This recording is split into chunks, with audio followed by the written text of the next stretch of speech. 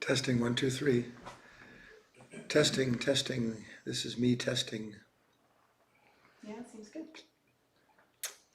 When you say you see us, John, I will. We're good. All right.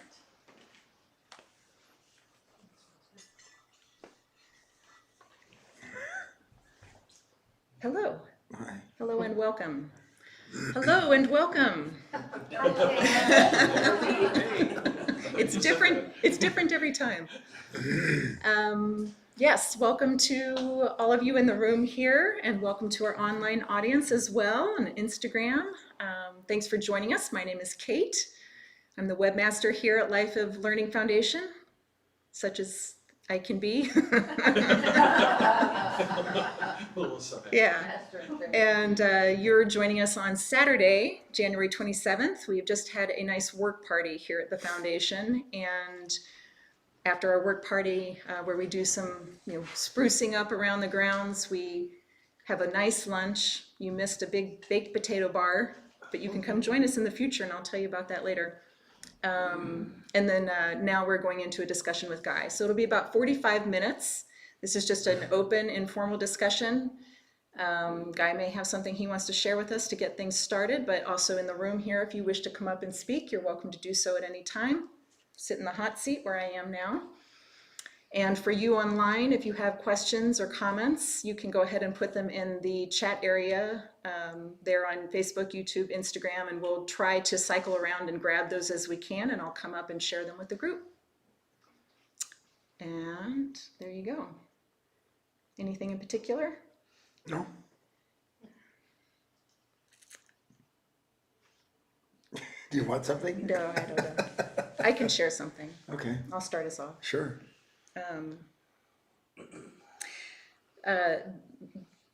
The impressions have been fast and furious for about a month now for me. I mean, just in so many different ways. And there's something that I really realized at one point is that there's a Kate that is just always wanting to make everything about her, no matter what happens. It's like she's the center of the universe and can only understand things in terms of how does this affect me?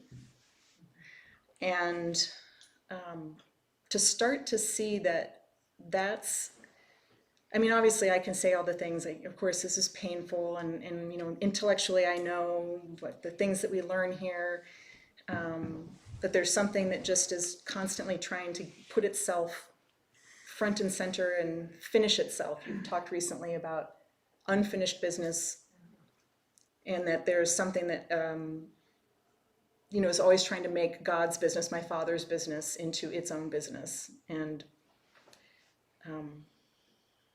I guess I'm just saying that I'm watching it, and I get little hints of what it means to literally be no one, and to be given. Oh, good. Does that mean I'm enlightened? Well, stop it. So the opposite. How do you stop it? Yeah, look, she's not saying anything that all of you, to whatever extent it's true, hopefully realize is a fact. Everything in one way or another seems to revolve around me, though I don't think that's the truth of myself. All that has to happen is one of the little planets or asteroids get a little out of wonk, and the whole of my life suddenly feels like it's coming undone. Yeah. And then the only thing that I know to do when everything's coming undone is to try to gather everything back up to this center that I call myself. Mm-hmm.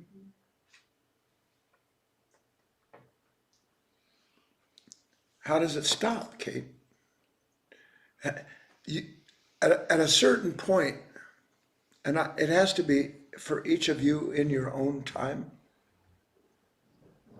you have to understand that whatever it is that you are beginning to see in yourself, it's not going to go away by itself. It's not. We hope it will. We want it to. We get caught up in all kinds of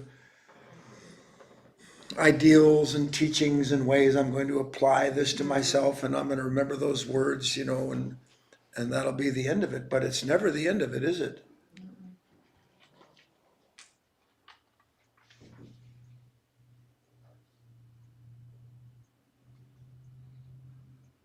So something else has to happen in those moments where I see this. Because it's not enough for me just to go, I wish I wasn't like that. I have to have another kind of wish. Now the problem with wishes is that most of them, what's that old saying? If wishes were horses, then pigs would ride. Beggars would ride. It was something like that. What's the pigs with wings thing? It's another story.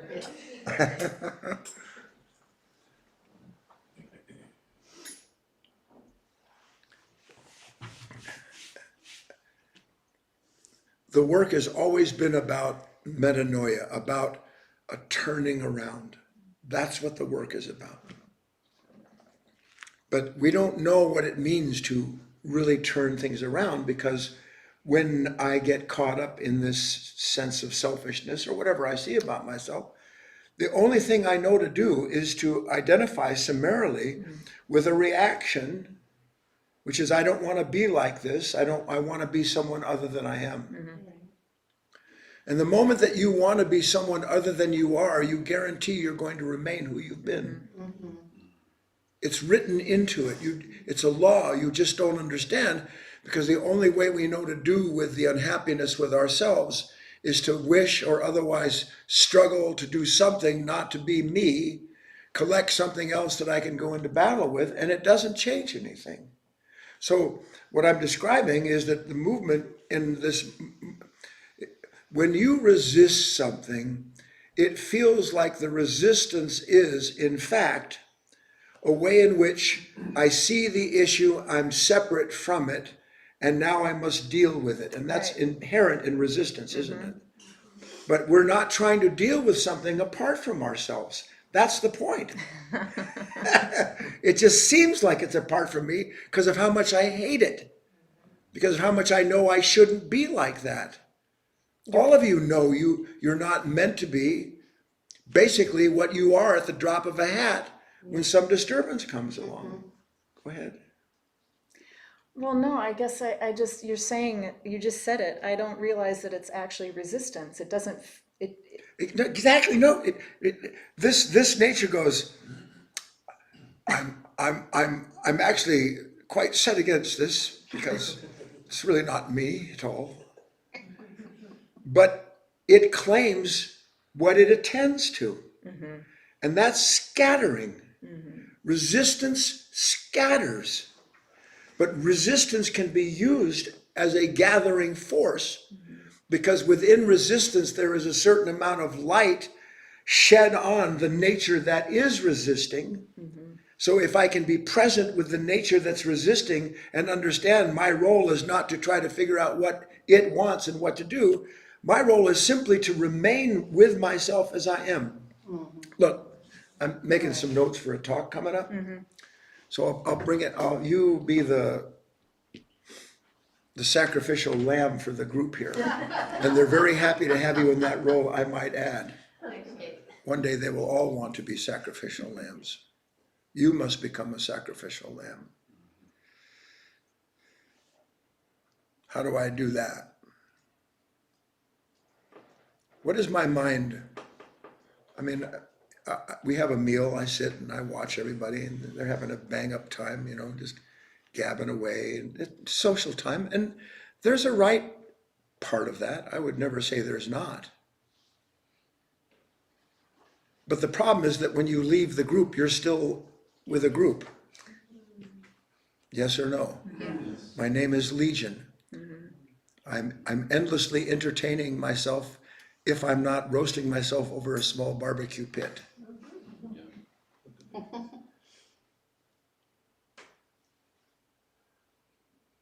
What am I always talking to myself about? Do you know? And most of us don't. That's because when we're talking, we're in the dream that somehow or other, without knowing how, if I just talk it through enough, I'll come to the end of the problem. The problem is inseparable from the mind that's talking to itself. Because why am I talking to myself? What is the reason? All said and done, what am I talking to myself about? Am I talking to myself about my happiness? No. What's wrong? How to get this settled? I'm talking to myself about trouble right here in River City. I got a problem. Now, I don't remember exactly when the problem started, although sometimes it's a little more adamant than others, right? I mean, sometimes it just comes and sucks you right on the jaw. But by and large, my mind never stops looking for answers to questions I didn't even know I asked. When you're disturbed by being around somebody, you don't hear your mind saying, what do I have to do to get this quieted down so that they like me and that everything can go back to the way it was? You don't hear that, but you feel that. And the trick here is that there is no, and I'm going to continually remind you that we're looking, instead of trying to look outward, we want to look inward. So right now, when I'm asking questions about what happened, where am I looking? Outward. Am I not? Yeah. Right. All of my attention has been seized by a moment of what we would call a disturbance, but you can't have a disturbance in life that isn't, that can be called out as apart from the reaction that I've had to the moment. So something happens, I have a reaction. Now, ordinarily, the way we are is our reactions are our school. They educate us. They tell us, here's what happened. Here's what you need to do. Look at Kate. You can see what happened. She's a terrible person. Look at him. Look at her. I'm terrible. I'm terrible. And this is critical to understand, that built into the reaction, which is always the extension of some form of resistance. There is no reaction that isn't an extension of resistance. Reaction is resistance. Resistance gives rise to reaction. There cannot be resistance without something passive, and there has to be something that acts on it. So the first action of something on this nature, the event, whatever it is, it produces an instantaneous, natural, necessary resistance. It's built into the structure. But that resistance then becomes an unnatural creature because it is soon formulated by the mind that analyzes what it's feeling into something that it can respond to and say, well, here's what I need to do. Now the question is, how am I going to go about getting this done? How am I going to get everybody where I want them? How am I going to make the moment the way I want it? How am I going to become the way I want to be?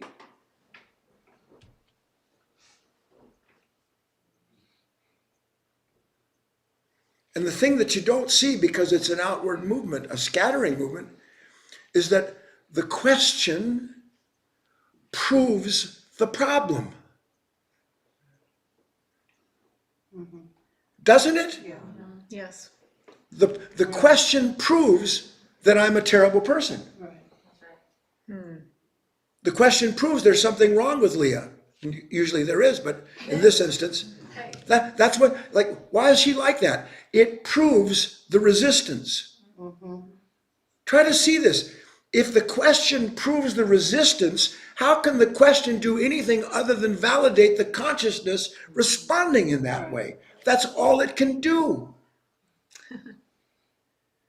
But you have to suffer yourself enough to not go with the reaction, the question, and then the pursuit, the endless pursuit. Your minds don't rest at night.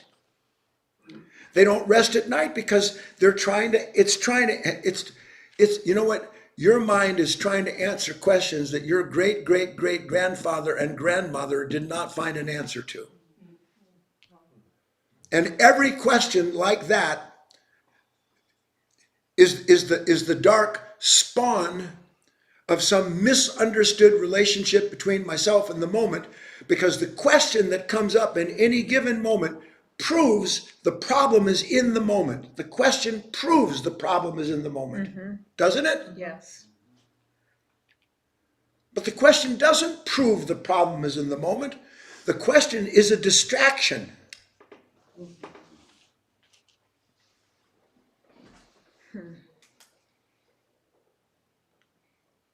There's a great big cover-up.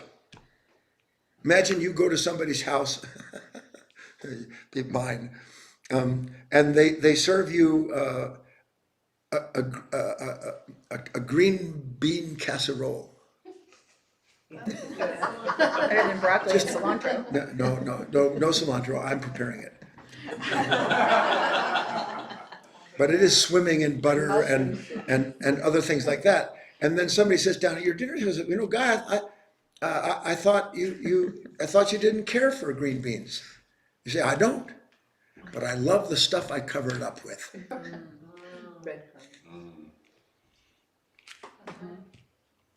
That's what it does. The question is a cover-up for the shock. Question puts the problem outside. I had this kind of I don't know if I'll ever get to it or be able to explain to you the nuance of the image.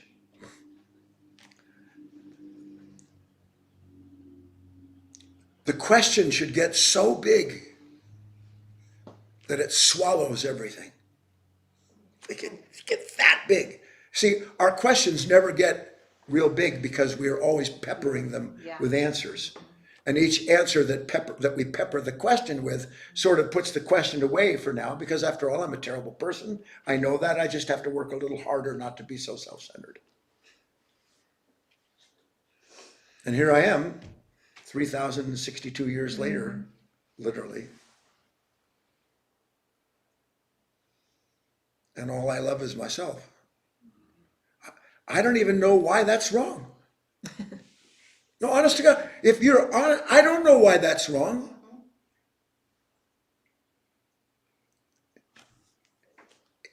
I mean, if I'm not for myself, who's going to be for me?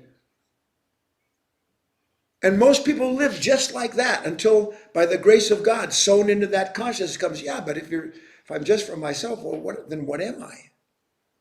Now, why would I ask myself, what am I, if I'm this self-centered, violent? Why would I ask? I would never ask. So something is asking. And when it asks, it's not looking for your answer outside. It's looking for the revelation of this duality, this consciousness that is forever dividing itself up into questions and answers. That's what it does. Questions and solutions. Remember that VH? How did the wise man get wise? How did he get wise? Well, you know the answer.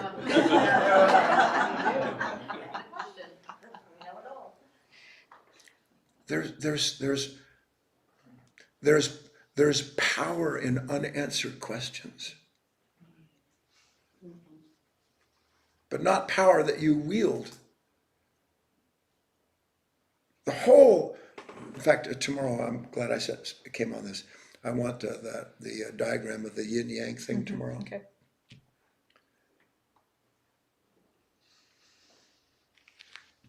The whole movement is a living disturbance being delivered into a balance. But the balance is part of the disturbance, and the disturbance is part of the balance. But we never sit in any one of those places other than someone who gets attached to and identified with a moment that's balanced, and I want to keep it like that. And that sets the seed, doesn't it, for the assurance that the minute that those conditions change, I'm going to be asking questions, what happened? As if somehow or other I was responsible for the balance, that I brought about this harmony, that I did something that was loving and good, when I did nothing. I had a momentary bit of luck identifying with a certain set of circumstances that were like set for a second. I go, whatever. Yeah. How special am I? Look what I've done. But because the whole thing is an incessant movement, and you are the center of all that movement, you're supposed to understand. Anytime you ask a question that presupposes there's a problem that you have to deal with, there's a Kate that you have to deal with. You'll be so happy one day to stop dealing with Kate. I just, as you're saying all this, I'm thinking, I can see something, that there's a way that I've been deceived, I've really been deceived, which is thinking that I know what patience is. But there's a patience that's like a self-serving patience, where you're trying to control things. And you don't even know that it's the exact same thing that got you into. Your patience is killing you. Right. No, it is. Yeah. As opposed to letting real patience reveal Right. the killer, Right. which is this unconscious nature that incessantly demands, not that everybody be, but me too, that I be. I mean, after all, I've been studying like for 23 years. yeah, a gazillion years. 23, is that it? I know. Well, you got a long way to go. Thanks for the encouragement. No, it is. The most difficult thing of an aspirant's life is to understand that it is the lowest moments in their life that hold the highest possibilities for them. But not if you avoid them. Not if you shun the suffering born of seeing I can't do anything about myself. Doesn't mean I'm not going to work, persist, use my work what I can. Doesn't mean that. Just means that I see that I can't do it. And if I actually, I'm coming full circle now, if I actually see that, then where are the questions going to come from? Mm-hmm. Right? Do you understand? Mm-hmm. There'll be no more questions. It's been answered. But it's been answered in the full revelation of this consciousness that will do nothing to fix itself other than imagine. And then when it sees at last, all it can do is ask imagined questions based on an imagined identity, then the questions start to fall away. And then you're left with the nature that can't live without questions, because questions prove there's something that can still happen to change you. I know why I'm tense all the time now. Yes, you are. One constant question. Yes, but everybody's that way. I mean, I felt like I sat down here, and I can't imagine what you feel when people sit down here. It's not that comfortable. But even so, and it's true, the more, I use the word carefully, the more present you are the instrument in terms of receiving and expressing everything around you. So that you're not just picking up Kate, you can, if you put your attention on somebody, you know their state's like, you experience the state. But even that is valuable, because it winds up proving to you that you are not any of those states, you're all of those states. And if I'm all of those states, do I have to question any of them? No. Right? Do you see what we're working to understand? Thanks. Who's going to be brave enough to be next?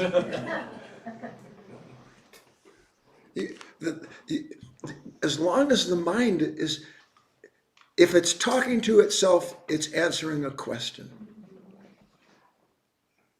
You just have to see it. But you don't know you're talking to yourself, so you don't even know what questions have been asked of you. Like, for instance, if I'm sitting here, like some of you are very uncomfortable right now, my mind is trying to figure out why am I so uncomfortable? I'm sitting with table with friends, ostensibly. Just ask Mike. And I'll be damned if I'm not uncomfortable. The truth is, I'm uncomfortable everywhere. I'm even uncomfortable by myself, as a rule.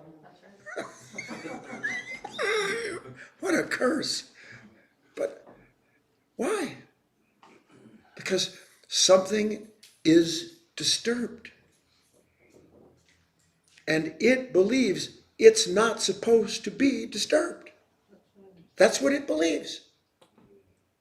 And so it formulates questions about what to do with why I'm disturbed. You know, say something clever, go take a walk, get rid of these people, don't be around him or her under all circumstances, stay away from this, join some conspiracy, do something so that I have a solution to, listen to this, the suffering produced by identifying with the question whose purpose is to get me to identify with the answer that validates the disturbance. Speaking of disturbances. Thanks. Yeah. Here she comes. Talk about being uncomfortable too. So I think this goes along with the conversation. If I Oh, can't, if I can't hear I'm you, Deborah, how in the name and of this God? is what I want to I say. know you have it. Yes, Yeah. I do. She has a much bigger voice. Yeah. Doesn't she, John? Yes. So last summer, and I was feeling the height of resistance, right? Like, I mean, it's all the time, but it had reached a fever pitch with me. Last summer. Last summer. It's always like this, but I'm just saying this was a specific thing that happened. And I've talked to you about this before, and I don't understand it. So I want to be very clear. Okay. Last summer, I was in hell. Yeah. And it was the summer that didn't go so well. It's really bad. It was really bad. It was really bad. And I reached a pitch, I reached a pitch. high C. Yep. I was out. I remember. Not icy, but low C. So I'm deliberately being Facetious. fun with Okay. you. Do you really think that last summer? Do you really think that last summer produced this pitch? No. Well, you were saying it like you did. I don't. Okay, no, we're not going to get confused. What you have to see is that the pitch is always there. Yeah. It's just that there's nothing in it that you are aware of because nothing has stirred it sufficiently enough to bring you into the awareness of that incredible pain and confusion and questions. I want you to relate the idea of a lot of pain with a lot of questions. Right. Is it not true? It's so true. Yeah. It's so true. You may continue now that we've solved that. Established Yes. that. Okay. So I remember specifically where I was and what I was doing. I was out in the backyard watering the lawn, and that resistance had reached such a pitch in me. And I remember this feeling came over me of, and it sounds morose, and I've talked to you about this before, and I don't understand what happened, but I didn't care in that moment if I lived or if I died. It did not matter, and it wasn't in a morose way and, oh, I feel sorry. It was nothing like that. It just didn't matter. And when I talked to you about this once privately, and I said, oh, and I told you, it scared the living bejesus out of me that I didn't care anymore.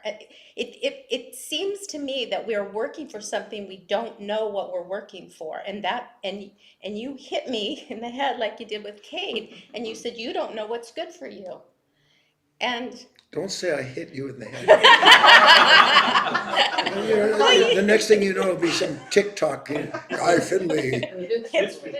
he didn't hit me in the head. But you tapped me like this, and you said you don't know what's good for you, and I don't know what's good for me. And like I said, it scared me so much not to care. And yet I think that that's exactly what maybe we're working for, is not to be. Yeah, help me. Slow your roll. Yes. Jelly.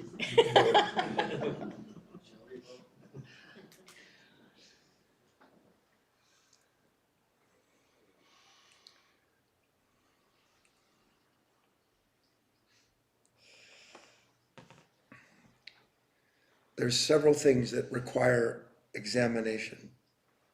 First, and this applies to what Kate was asking me about, my mind cannot wait to come to a conclusion. It actually asks the questions it does so it can reach a conclusion. The minute the mind reaches the conclusion, it has set itself up for its next fear or disillusionment. The instant that it identifies with that conclusion that it has led you to, that was part of that consciousness that actually posed the question. The consciousness poses questions to bring you to its conclusions. Because if it was a real question, it would never lead to a place that you know. It would always be to a place you don't know. That's number one. And you would be a stranger in a strange land for that moment. Now the problem is that you have, as you work, a few moments where you suddenly find yourself as a stranger in a strange land. I'm out here, I don't give a hoot about anything. I'm not negative necessarily. I just feels like I don't care. Yeah. So now you say, well, oh my God, is that where it's going? Am I going to be someone that doesn't care? No, you're someone who doesn't care now. How can you say you care? Look, I'm the first to tell you that your work is the most sobering thing in the world. Because there's no one in this room, and I would hope listening, if they're still listening, that wants to hurt another human being. But you just push one little extra half pound on that bitter or broken button, and I become someone that doesn't know who he is or what he's doing, only why he feels the way he does, and it's connected to you. That's all that's there. And you, at some point, will get so fed up with this instantaneous conclusion that you will allow those moments to go on without you asking about them or you trying to figure out how you get back there or how you get away. You will just be, insight timer this morning, place of perfect love casts out fear. You will just be in that place, the center of the cross. And you can't know what that's like. Because first of all, you never enter it twice. You don't wake up twice. It's not like that. A person who awakens in the moment to the fact that they are no longer who they've been, but they're terribly aware of who they've been, and they're the observer of who they've been. So there is a simultaneous awareness of what was and what is, and out of that comes something new. And what is truly new doesn't have a texture or a quality that's known. So it seems as if this is nothingness. But it is a native and new kind of nothingness that eventually allows for everything, because it's not separating itself. But the minute that it shuts down, and it does, because now, oh my God, what's this? You just have to go through a lot. You really do have to live a really, really, really, really, really, really, really long time. I'm telling you, because you were just so hungry to be someone. And everything that you're going through is trying to get you to see that you're not the maker of yourself. You're not the one making your life. But I want the cupcakes, and I want the cookies, and I want the brownies, and I want whatever it is that I can stamp that dough out and get it in the oven and pig out. I want to know. I want to know. Yeah. Yeah. Now, just last part for Debbie. Okay. Pain. I want to know.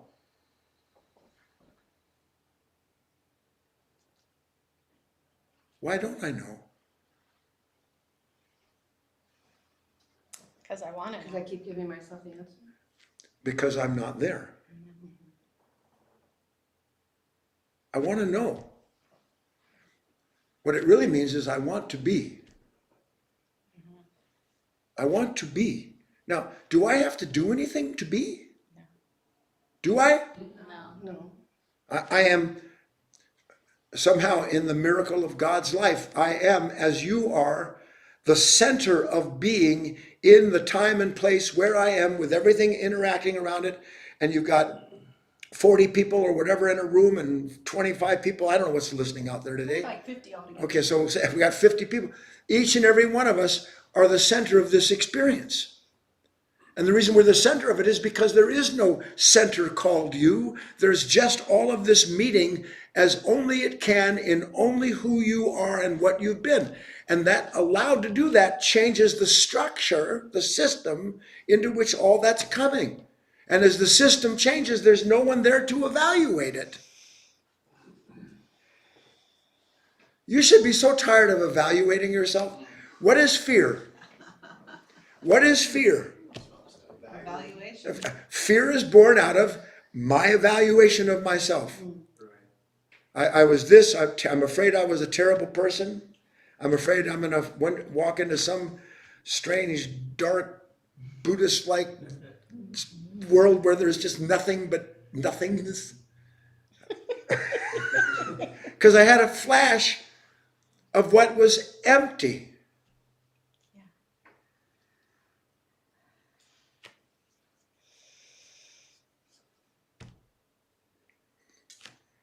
It's hands-on. I need a lot of help. And it's a good start. Yeah. Thank you. We have about 8 minutes if anyone else wants to go up.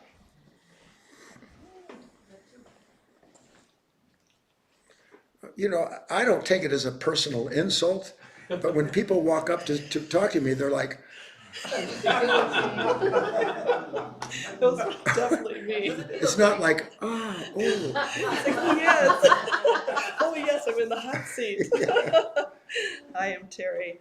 Just when you were talking about this, each and every one of us being the center, you had this talk recently about this uniqueness, not specialness like everybody likes to feel, this uniqueness that we can only receive. We are the only ones that can receive the lessons that we are receiving in any given moment. And I was just talking to Kate actually, during the work party about this and how, how the mind will play out a certain scenario. Let's say something happened, there was a lesson given to you. Then the mind will play out well, if that happens, oh, that's it. That's it. Okay, that's going to be the final straw that breaks.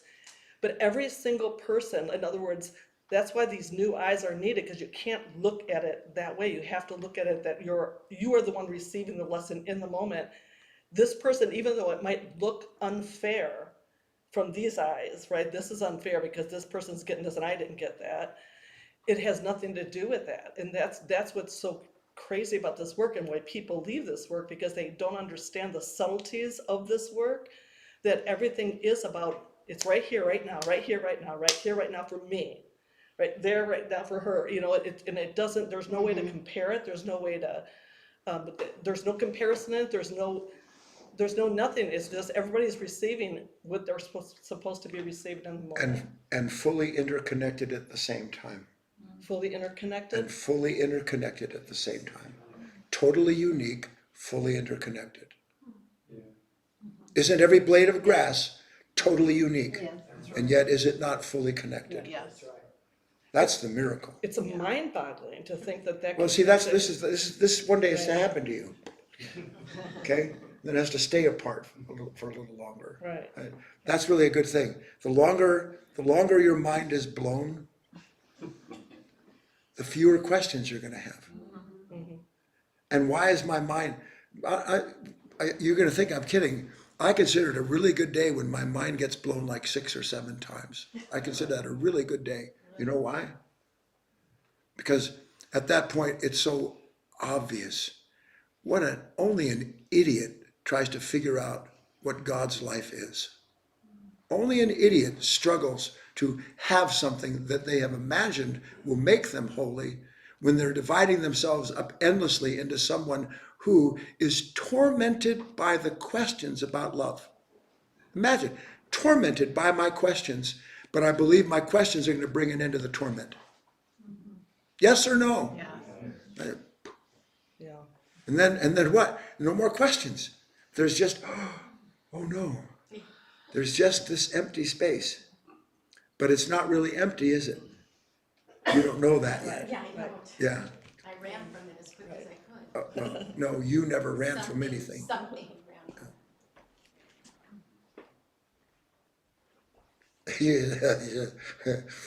You don't hear it, but in moments like that, a big klaxon is going on. Ugh, ugh, ugh. Shut it down, shut it down, shut it down. Overload, overload, overload. Danger, Debbie, danger. Oh. It's a great start. Already scared Guy. Hi everyone, my name is Paul.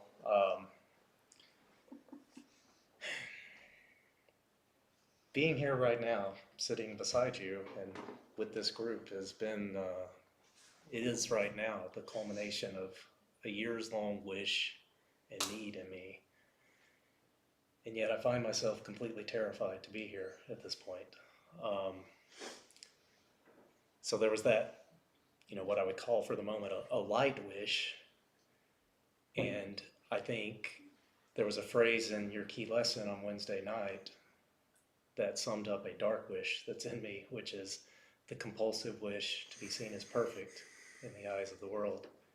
And it's such a punishment. I mean, I'm being punished big time right now. It sitting is, beside you. it is inconceivable to the self that separates itself out from the mass of my life. Inconceivable to that self that it is a product of a level of being that creates conflict for itself without knowing it's doing, and then out of that conflict asks questions about how to get rid of the conflict, and all of that for the sole purpose of producing Paul. All of it to produce Guy. It wants its own life. It wants its own, it has its own life. Stolen from us. It does. It has its own life. It actually hasn't stolen it from us. It's just part of the way in which the creation is assembled. Each step down further divided, each division trying to, by nature, trying to return to the source. But at a certain point, when imagination gets into that machinery, then all it can do is imagine how to be whole, ask questions how to attain it, and then run off in pursuit of something that never delivers one into anything other than another dark state. But that's what has to be seen. We started the talk to this today where we're ending it. Has to go full circle. I have to get to the end of any hope or wish whatsoever for myself that I become something other than I am. Who could imagine that? When everything about the world, including in you, is imagining that I'm here and I'm going to finally graduate. You won't. That's tough for Paul to understand. But I can give myself up.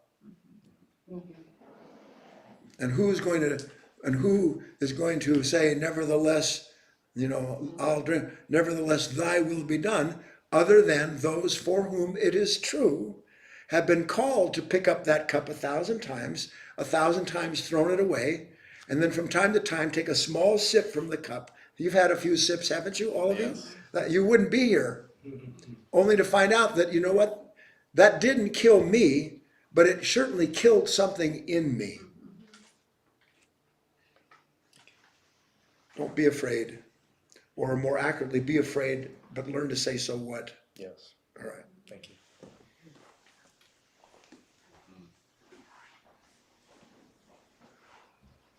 You keep hoping you're going to be ready.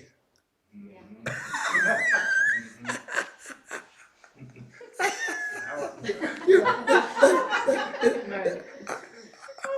got it. I'm going to be ready. You can't be ready when God touches you. It's impossible. You can have prepared by doing your work so that you are ready and willing as best you can to give yourself completely over to the experience instead of asking questions about it. That you can prepare for, but you can't. But you ready? Not a chance. And then one day you won't. How do I last close? One day you're going to stop trying to be ready. Can you see ready in scale? I'm ready for this important meeting. I'm ready for that. What's going to go on over there? I'm ready for my death. I'm ready for my bar mitzvah. Whatever it is that I'm ready for. I'm ready. And we go through life imagining what it means to be ready. And then preparing ourselves to be ready. And everything that you prepare yourself to be ready leaves you always in the lurch because you can't be ready for the unknown. Is that why there can be like an emotional breakdown in a moment when you're touched? Yes. I mean, where it feels, you see, I've had it recently and you see it in others, there's a genuine, Well, a lot of that is or is just, it just emotion a lot of it is just built up? a whole bunch of conflict coming up to the surface and needing some way to get out, Okay. right? So, but again, see,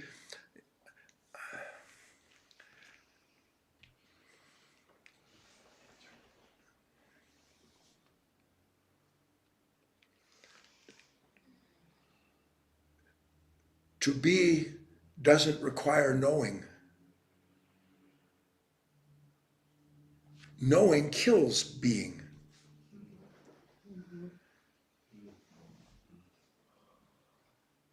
And that's what it means to be unteachable. No one who knows can be taught. I mean, it's impossible. Right. But you are addicted to the milk of knowledge,